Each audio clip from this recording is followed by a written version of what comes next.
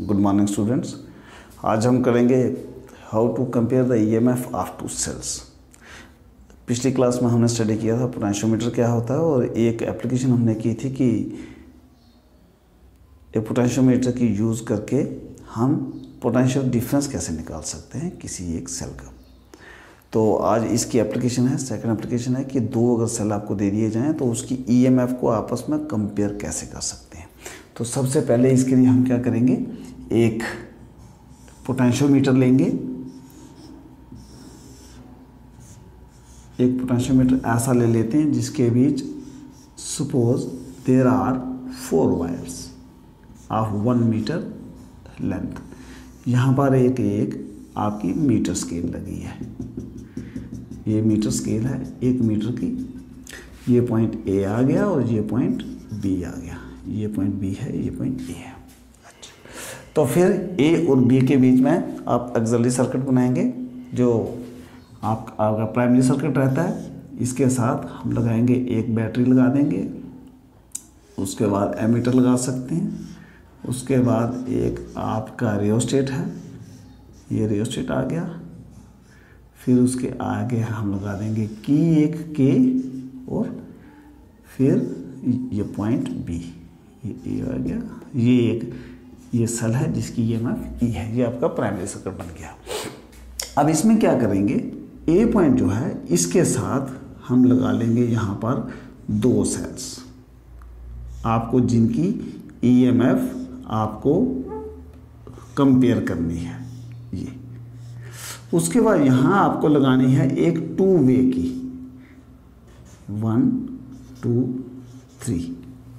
ये 2 वे की है, ये ऐसी की है जिसके साथ हम इस की को जब की हम यहाँ इंसर्ट करेंगे तो 1 और 3 आपस में कनेक्ट हो जाएगा। जब इस की को निकाल करके इस होल में रखेंगे तो ये 2 और 3 आपस में कनेक्ट हो जाएगा।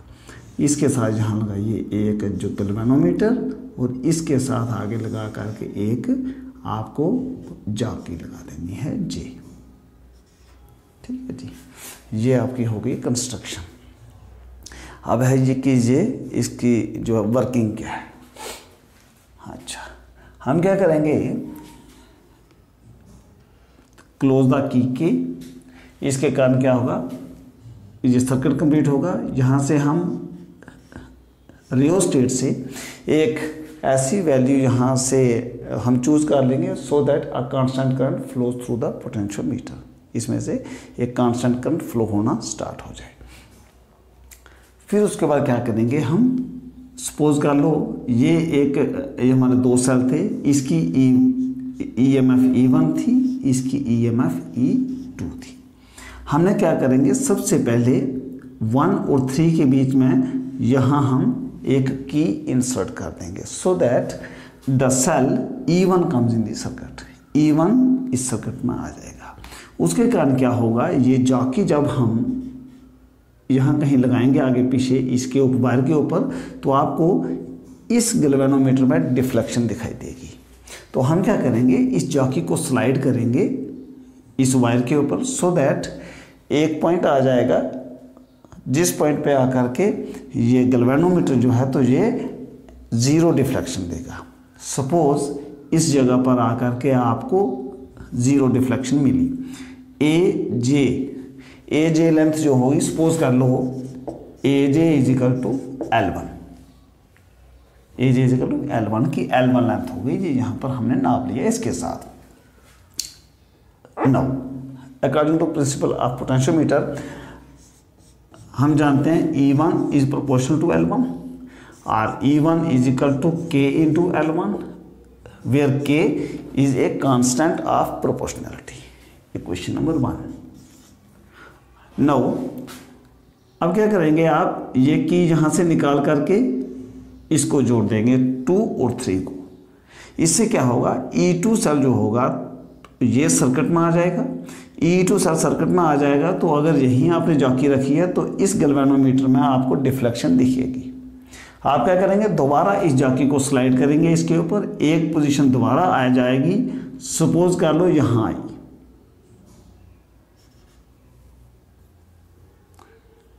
तो ये आ गया J डैश।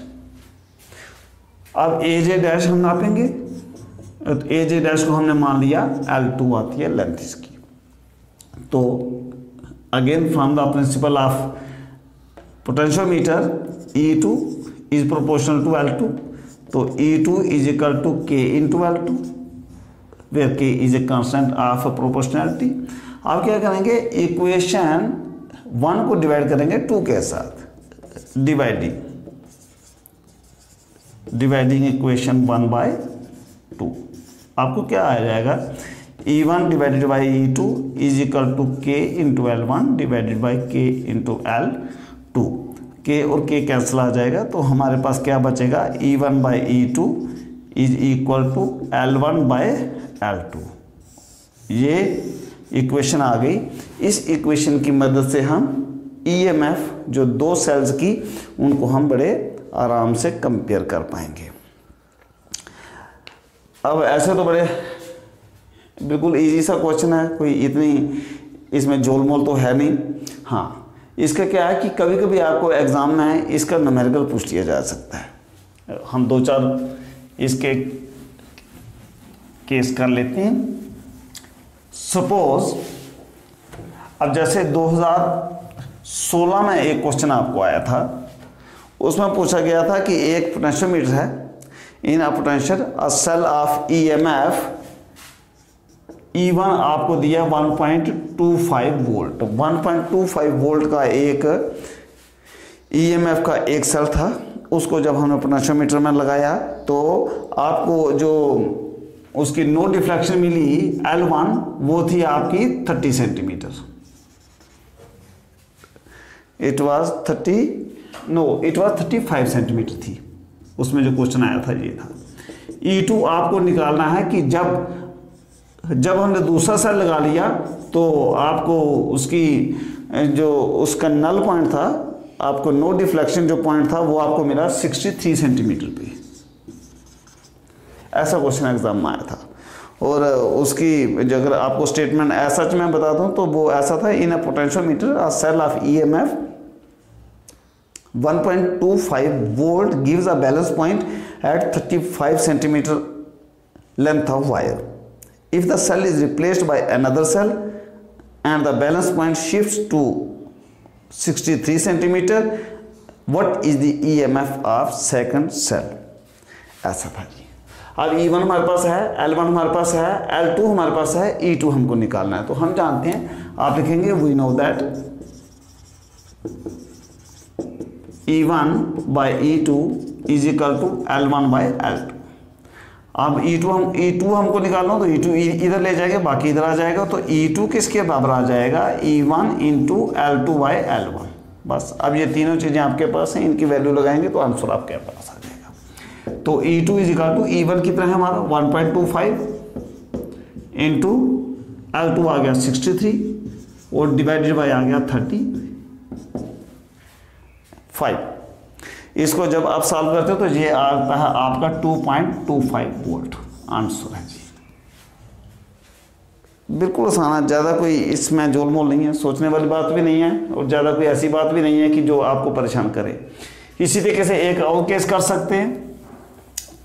सपोज कर लो एक पोटेंशियोमीटर है और वो पोटेंशियोमीटर उसमें जब हमने सेल लगाया और एक ऐसा सेल लगाया जिसकी EMF 1.5 वोल्ट है, 1.5 वोल्ट की EMF का एक सेल लगाया और जो उसका नल पॉइंट आ रहा है जिस पे हमारा गैल्वेनोमीटर 0 डिफ्लेक्शन दे रहा है, तो वो L1 जो है तो वो था 30 सेंटीमीटर। आपने उस सेल को चेंज किया, उस सेल की जगह दूसरा सेल लगाया और जब आपने जो दूसरा सेल लगाया उसके बाद आपको नल पॉइंट मिला 60 सेंटीमीटर पर। आपको E2 निकालना है कि जो दूसरा सेल आपने चेंज किया था उसकी EMF क्या थी। तो आप क्या करेंगे, we know that E1 by E2 is equal to L1 by L2। Okay, तो E2 किसके बराबर आ गया, E1 into L2 by L1 is equal to E1 हमारा है 1.5 वोल्ट इंटू L2 आ गया हमारा 60 और L1 आ गया 3, तो ये आ जाएगा आपका 1.5 इंटू 2 और ये आ गया 3 वोल्ट आंसर आ गया जी। 1 मिनट में फटाफट निकलेगा। एक आपके लिए दे रहे हैं, एक क्या 2 क्वेश्चन दे देते हैं आपको, आप सुन लेंगे तो सुन करके लिख लेंगे तो ज़्यादा अच्छी बात है। तो आपके लिए है कि in a potentiometer a cell of EMF 1.20 volt gives a balance point at 30 centimetre length of the wire. If the cell is replaced by another cell the balance point shifts to 65 centimetre. Find the EMF of the second cell. इस video को पास कीजिए यहीं और इसको निकालने की कोशिश कीजिए। अगर आपसे निकल जाता है तो अच्छी बात है, नहीं निकलता तो कमेंट बॉक्स में लिखिए, हम निकाल करके आपको देंगे। आपको हिंट देते हैं कि इसमें आपको दिया हुआ क्या है। इसमें एक आपको एक पोटेंशियोमीटर में एक सेल जो था 1.20 वोल्ट उसकी EMF थी, और जब उसको आपने लगाया पोटेंशियोमीटर में तो आपको नल पॉइंट मिला 30 सेंटीमीटर पर। तो फिर आपने एक और सेल जिसकी EMF आपको निकालनी है, उसके साथ जब उसको आपने रिप्लेस किया तो आपको L2 जो था तो वो मिला आपको 65 सेंटीमीटर। तो आपको E2 आपको निकालना है। तो बिल्कुल सेम तरीके से निकलेगा ऐसे करके, जहाँ तक तो बिल्कुल सेम है।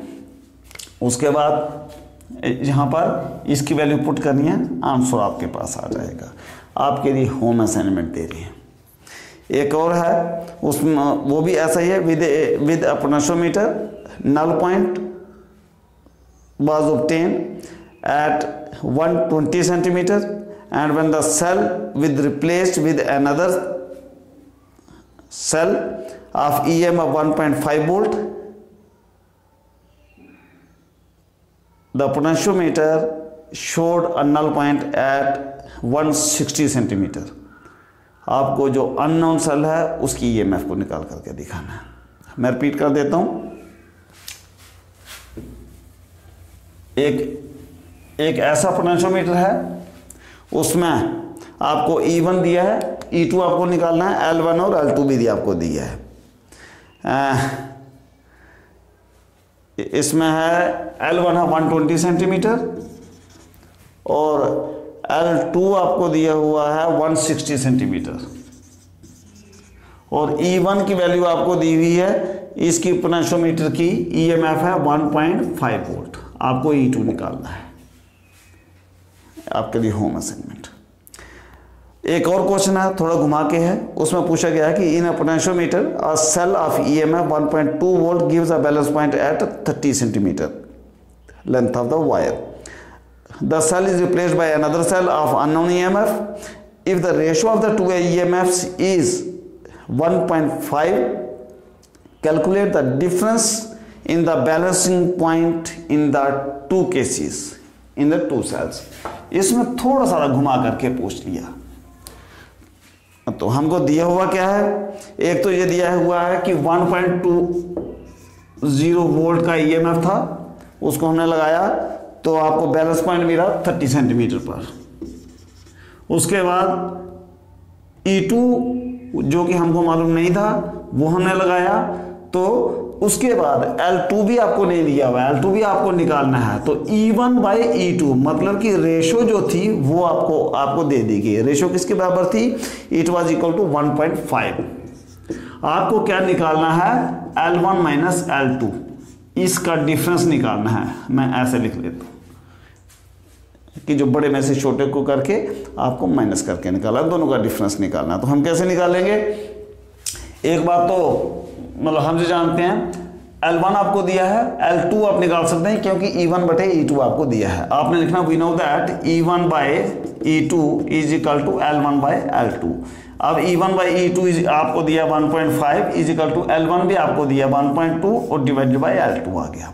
तो L2 इस तरफ जाएगा तो L2 is equal to 1.2 divided by 1.5 आ जाएगा। तो इस तरीके से आ जाएगा आपके पास L2 की वैल्यू।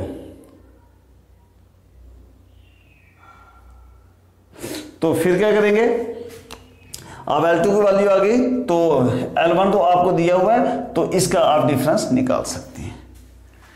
तो इस तरीके से ऐसे कुछ न्यूमेरिकल्स आपको एग्जाम में पूछ लिए जा सकते हैं।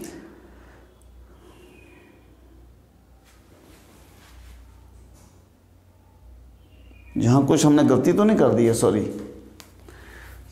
1.5 इज इक्वल टू ये L1 था, L1 आपको दिया हुआ था 30, तो इसलिए ये कितना आ जाएगा 30 डिवाइडेड बाय 1.5, तो ये आ जाएगा 20, 15 2 30, हाँ 20 सेंटीमीटर। तो L2 आ गया 20, L1 था 30, तो L1 माइनस L2 कितना आ गया 30 minus 20 is equal to 10 centimetre, ये आंसर आ जाएगा। So my dear students, this was all about the second application of the potentiometer, that is how to find out the ratio of the EMF of two cells which was given to you। इसके numerical एक दो और भी अगर आपको कहीं से मिल जाएं अच्छे से कर लीजिएगा, एग्जाम में पूछी जा सकते हैं। Thanks, have a nice day.